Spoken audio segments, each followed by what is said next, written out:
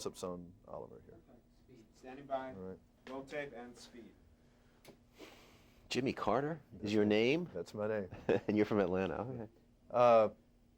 Hollywood doesn't give an Oscar for certain performances, but to me, with my unskilled eye, it seems like doing what Val Kilmer did would be harder than what, say, Hoffman did in Rain Man. I can't comment on that, Jimmy. I think Val did a great job. I mean, how hard for an actor is this performance?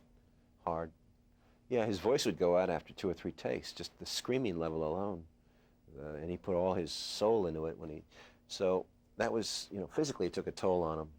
And being out on stage and jumping around and performing. I think the day we did The End at the Whiskey, I had him do it at least 15 times. I really pushed him that day. And then every day he was working. It was 65 days, I think he was on camera, all of them. There was no break time for him, and he had to look good. That's hard, because you get tired. To get yourself to a place where you look fresh every day is hard. Well, Jim Morrison, he looked pretty rough in real life anyway during a lot of this, but why was this man such a self-destructive human being? Did you ever get a real good feeling of why he did this to himself? It's always hard to get inside someone's mind completely. I present him on a mosaic, on a Grecian urn. You see a piece of him, and you must answer those questions for yourself. He was an enigmatic person. I think that destructiveness was very tied to his creative side. And it may have come from his youth. His refusal to talk about his parents at all. He said that they were dead. He obviously had some kind of traumatic situation may have occurred. There was also, he did an enormous amount of reading as a kid. He was a very lonely kid, very well-read. But it came from either the parents or the way he imagined his life to be. He always talked about the Indian thing in Arizona. Seeing the dead Indians early on really shook him up. He said the souls of those dead Indians jumped into his.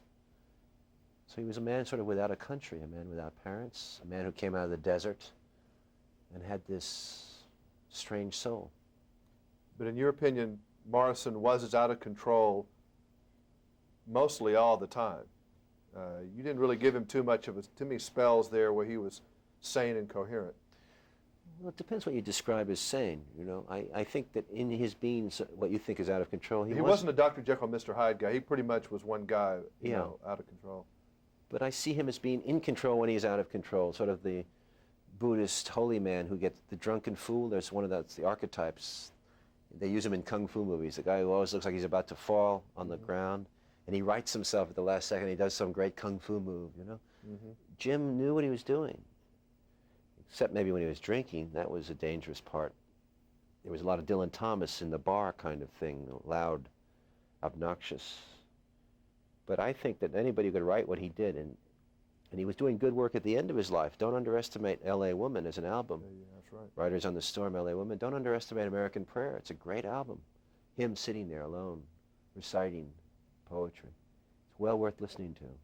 You cannot say that it's a story of decline and fall. His last work, he was transcending himself. He was going outside his usual rock and roll persona to be a poet, to be a writer, to be a movie director he wanted to be. Is he dead? Did he die like they say? Not spiritually. He transcended.